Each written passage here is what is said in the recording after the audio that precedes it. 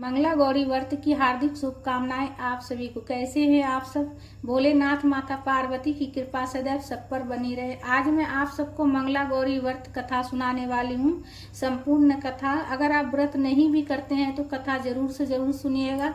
कथा सुनने मात्र से अखंड सौभाग्य की प्राप्ति होती है, घर में हमेशा सुख समृद्धि बनी रहती है, भोलेनाथ माता पार्वती का आशीर्वाद प्राप्त होता है। तो कथा इस प्रकार से है। हाथ में पुष्प लेकर हम कथा पढ़ेंगे, खाली हाथ कथा नहीं पढ़ाई जाती है। इस प्रकार से है कथा। अब मैं मंगला गौरी की कथा कहती हूँ, जिसमें युधिष्ठिर जी कहते हैं कि हे नंदन, हे गोविंद, आपके मुख से मैंने बहुत कथाएं सुनी है। अब इस पुत्रायुकर व्रत के श्रवण करने को मेरे कान उत्कंठित है। यह सुनकर श्री कृष्ण जी ने उत्तर दिया कि हे शत्रुनिसूदन, इस अवैध व्रत कथा को कहता हूँ, इसे तुम सावधान होकर सुनो।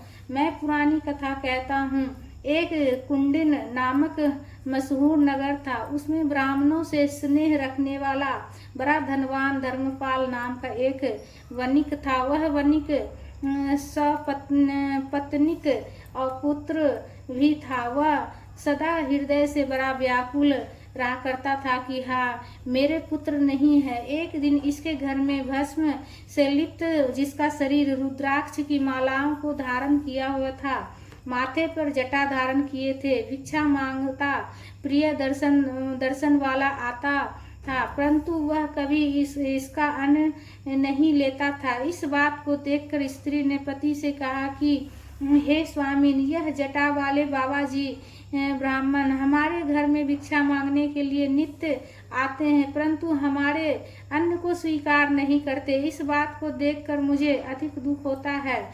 पत्नी की यह कथा सुनकर धर्मपाल ने कहा कि हे प्रिय, तू किसी दिन स्वर्ण के आभूषण को पहनकर अपने आंगन में खड़ी होना।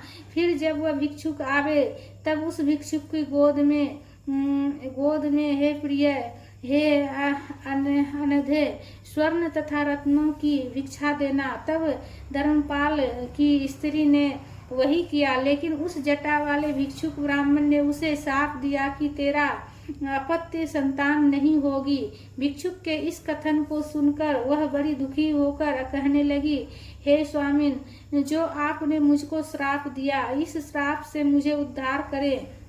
इतना कहकर उस दिन भासनी ने उस भिक्षुक को प्रणाम किया। तब जटिल बोला कि हे पुत्री, मेरे कहने से तू अपने पति से कहना कि आप नील रंग के घोड़े पर बैठकर नील रंग वाले वस्त्र को पहनकर बन जाए, और जिस जगह आपका घोड़ा गिर पड़े उसी जगह को खोदना। उस समय रम्य पक्षियों से युक्त मृग समूहों से और वृक्षों से आकुल सवर्ण से रचा रत्न, माणिक और आदि से विभूषित अनेक पुष्पों से युक्त देने लायक एवं देवालय देखना। उस मंदिर में भक्त वत्सला पार्वती का दर्शन करना, उनकी मन से आराधना करना। तब वह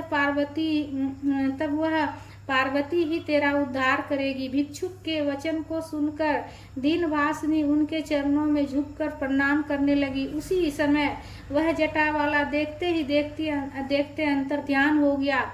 तदंतर उसने अपने पति से कहा कि आप वहां जाइए। इतना कहकर पति के सामने जटिल का कहा सब वचन सुनाया। उसके कथन को सुनकर नील वस्त्र पहनकर नीले घोड़े पर सवार हो उसका पति वन को गया। रास्ते में जाते जाते अनेक वृक्षों को देखकर भयभीत हुआ और मृग को, सिंह को, दंड सुकों को राह में देखकर भयभीत हुआ। फिर आते जाते एक अति सुशोभित तालाब दिखाई पड़ा, जिसमें रक्त नील उत्पल जाति के कमल खिल रहे थे और चकवा चकवी के जोरों से विराजित था। तालाब में उसने स्नान किया और तर्पणादिक भी किया। फिर उसी घोड़े पर सवार होकर गहन वन में आगे गया। तब घोड़े को गिरता देख उसी समय घोड़े पर से उतरकर उसी जगह धरती को खोदा तो धरती से के भीतर से एक बड़ा भारी मंदिर देखा।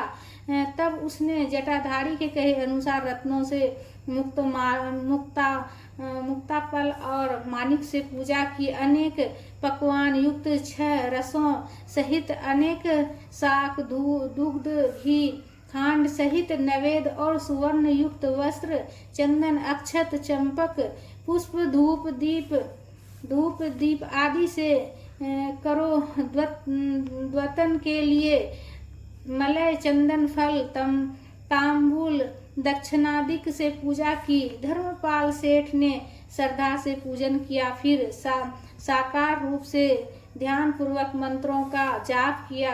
तब इसको भक्त जानकर देवी ने आकर कहा कि तुमने किस निमित्त से पूजा की है। जिसने यह पूजा की उसे मैं अद्भुत वर देती हूँ। यह सुनकर धर्मपाल देवी के आगे हाथ जोड़कर खड़ा हुआ।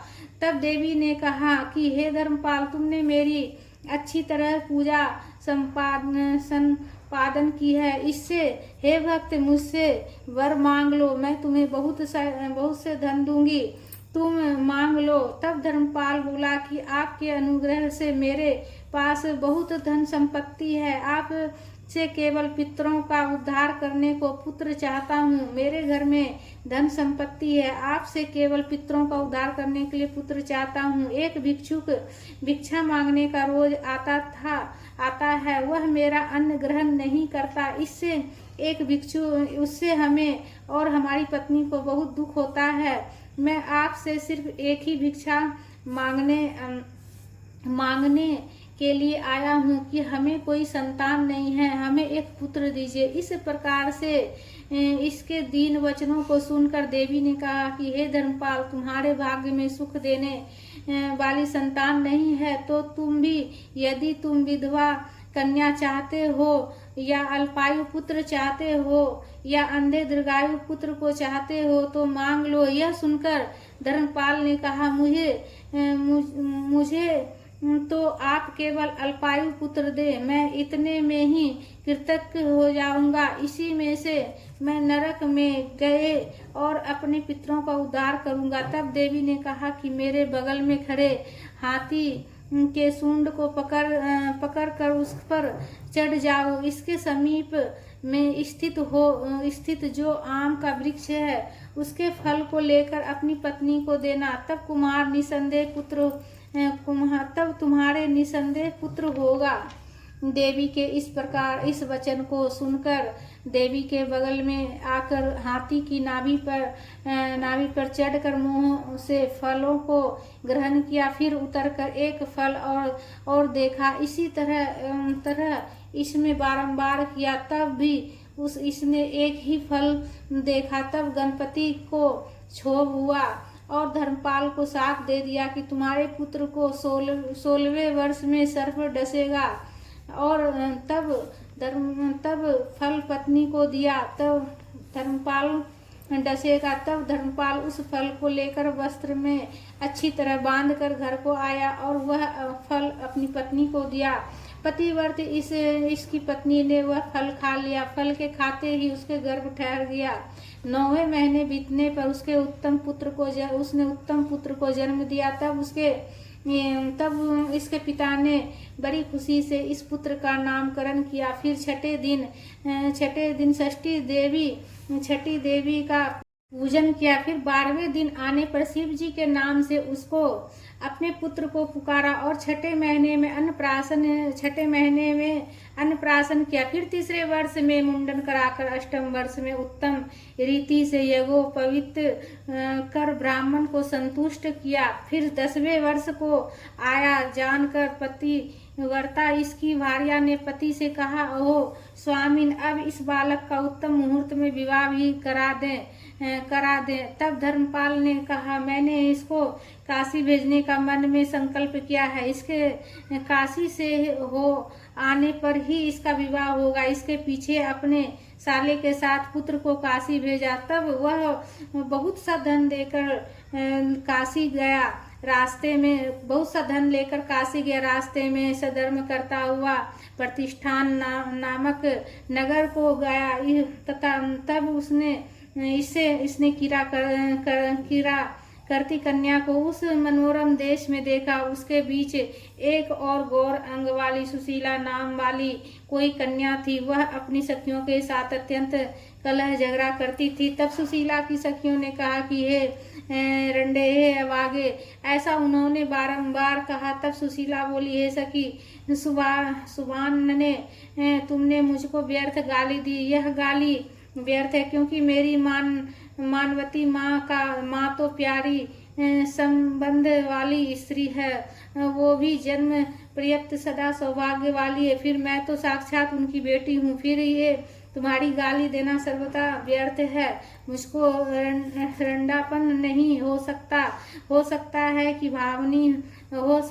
कि हे भावनी, उस व्रतराज के प्रभाव को मैं तुमसे करूंगा। जितनी दूर तक इस मंगला गौरी के धूप का धुआं चलता है, वहां तक कभी कोई उपद्रव नहीं होता है। इस कहने को सुनकर उनके विस्मय से नेत्र खुल गए। उसका मामा बालक अपने भांजे के लिए व्रत करने को विचार करने लगा। तब इसने यह विचारा कि जो इसके हाथ से मंगला गौरी के सिर अक्षत चढ़ जाए, तब यह 100 वर्ष जीने वाला हो जाएगा।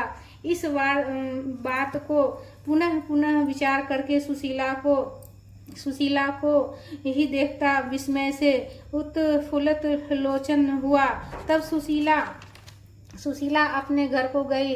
तब उसके पीछे से ये दोनों भी गए। तब गौरांगी अपने घर में प्रवेश हुआ। तब ये दोनों पास ही अन्य स्थान पे एक तालाब के पास रहने लगे। तदंतर विवाह काल के आने पर सुशीला के पिता हरि ने विवाह करने का उद्योग किया। तब हर नामक वर से सुशीला का विवाह करना विचारा। तब पर हर के माता पिता ने हर को असमर्थ देखकर हाथ जोड़कर विनय युक्त होकर शिव जी से प्रार्थना की कि हमारे पुत्र का सुशीला के साथ विवाह होना निश्चित है, परंतु ये हर अभी विवाह करने में असमर्थ दिखाई देता है। विवाह काल में हम श्रीमान से शिव को मांगते हैं, विवाह हो जाने पर तुम्हारे शिव को हम तुझे दे देंगे।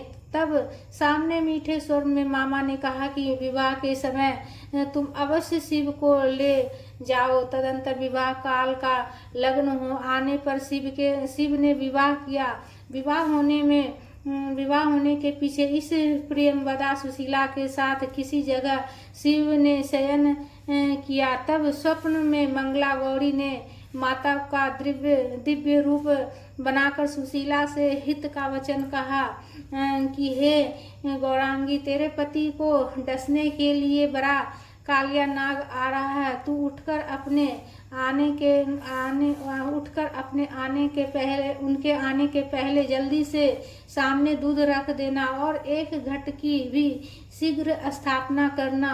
जब वह सर्प घड़े में चला जाएगा, तब तू अपने अंग से सुपार्श चोली निकाल कर घट के मुख को बांध देना। फिर प्रातः काल के समय उठकर उस घट को माता को वायन बनाकर देना। इस तरह गौरी के कहे वचन को सुनकर सुशीला उसी समय उठी। तब उसने बड़ा भयंकर काले सांप को फनफनाते देखा।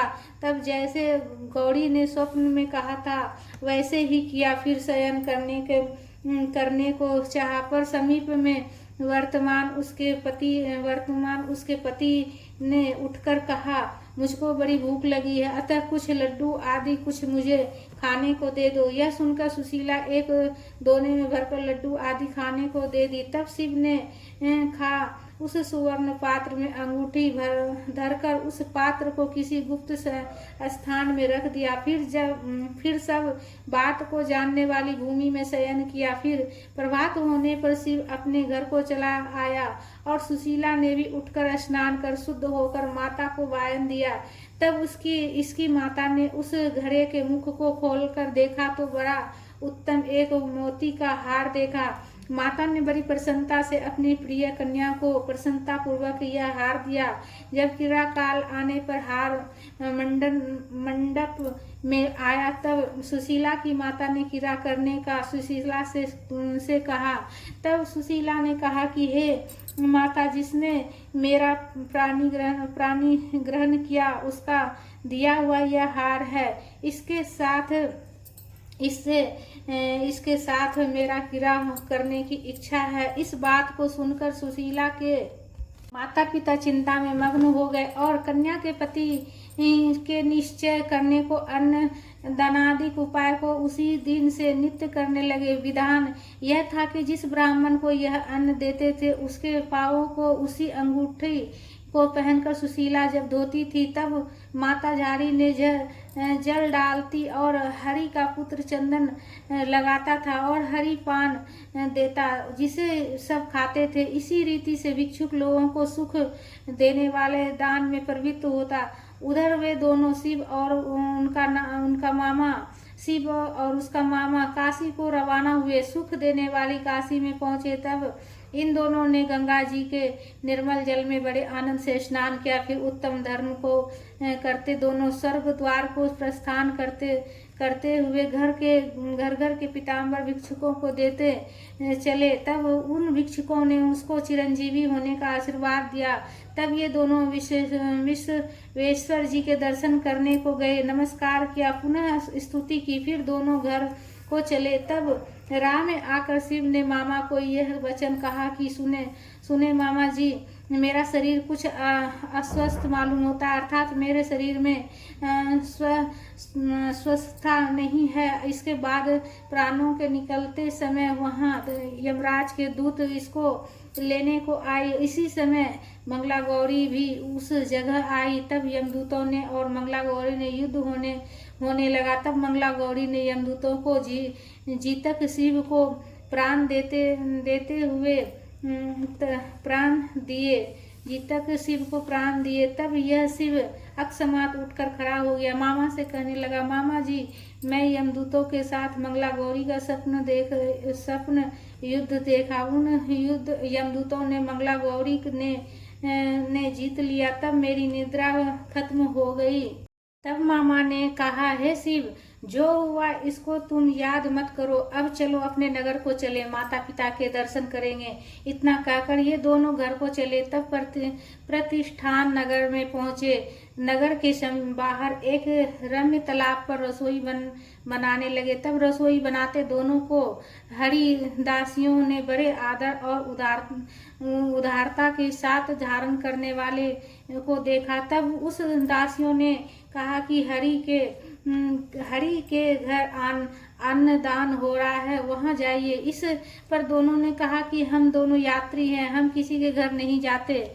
इनके इस वचन को सुनकर वह दासी अपने घर को चली गई और अपनी स्वामिन से सारा वृत्तांत कहा। तब उस दासियों के कहे को सुनकर उसके स्वामिन ने उन दोनों के लिए बड़े आदर से बहुत से हाथी, घोड़े, रत्न, वस्त्रादि भेजे। उन हाथी और आदि को आया देखकर ये दोनों मामा भांजा हरि के घर आए। तब हरि ने पहले मामा की पूजा की, फिर शिव की सत्कार करने लगे।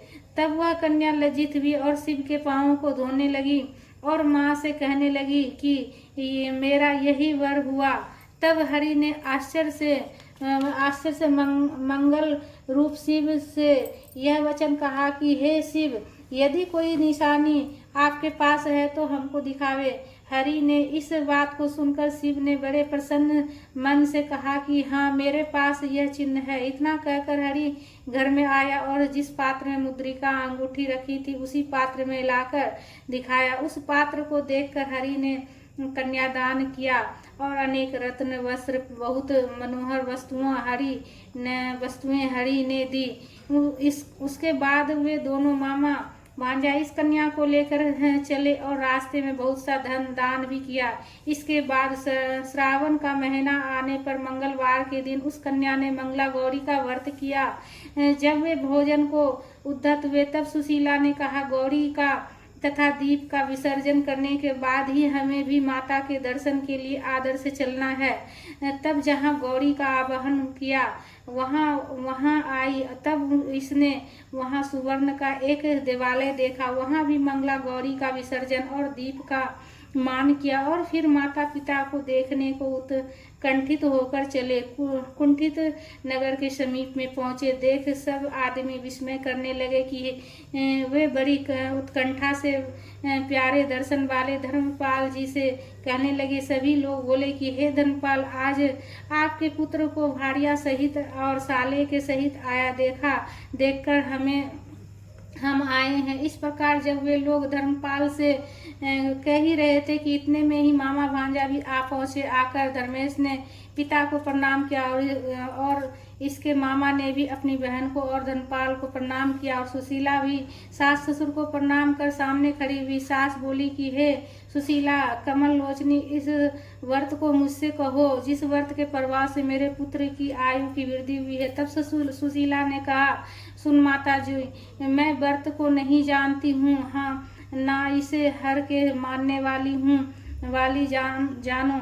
मैं तो केवल धर्मपाल नामक ससुर को या सास आपको जानती हूँ, मंगला नामक भगवती और आपके पुत्र को जानती हूँ। इतना कहकर सुशीला ने अंतःकरण से हर्षित होकर भोजन किया। फिर श्री कृष्ण जी कहते हैं कि हे युधिष्ठिर, स्त्रियों को अवश्य ही यह व्रत करना चाहिए।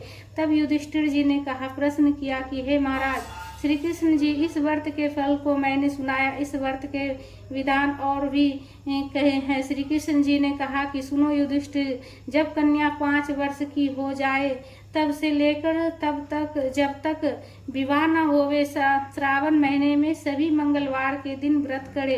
प्रथम वर्ष में माता के घर में व्रत करे। इसके पश्चात स्त्रियों को अपने पति के घर में बड़े आदर से करना चाहिए, जिसमें प्रथम वर्ष इस व्रत का संकल्प करने एक रम्य पीढ़े पर मंगला गौरी की स्थापना करे। उनके आगे गेहूं के चूर्ण से रचे हुए सिल लोढ़े पत्थर को एक और बड़े दीपक का धरे। इसमें सूत की 16 बत्तियां जलाकर उसके आगे रखें। उस दीपक में गंध पुष्प पत्रादिकों में मंगला गौरी की 16 उपचारों से पूजन करे। फिर 16 नाना धान्य, जीरा, धनिया और स्वच्छ 16 दुर्वा धतूरे और 5 बिल्व पत्र से मंगला गौरी का पूजन करे। फिर अंग पूजन करे। फिर धूपादिक निवेदन कर वायन समर्पण करे। फिर ब्राह्मण को तथा माता को भी लड्डू और कंचुकी संयुक्त वस्त्र फल दक्षिणा देवे। 16 दीपक धरकर निराजन कर 16 दीपकों को भी घी के पक किए लवण रहित भोजन करे। रात्रि में जागरण करे। फिर प्रातः काल के समय स्नान कर मंगला गौरी का विसर्जन करे और दीपकों का दान करे। इस प्रकार से बराबर 5 वर्ष तक करे तो पति की इच्छा वाली हो। मंगला गौरी व्रत कथा संपूर्ण भी प्रेम से बोलिए। भोलेनाथ की, माता पार्वती की, गौरी माता की जय। हाथ में जो पुष्प है वो माता के चरणों में समर्पित करेंगे। तो फ्रेंड्स, वीडियो अगर ज्ञानवर्धक लगा, कथा आपको ज्ञानवर्धक लगा है तो लाइक कर लीजिएगा, चैनल को सब्सक्राइब कीजिएगा, कमेंट कीजिएगा।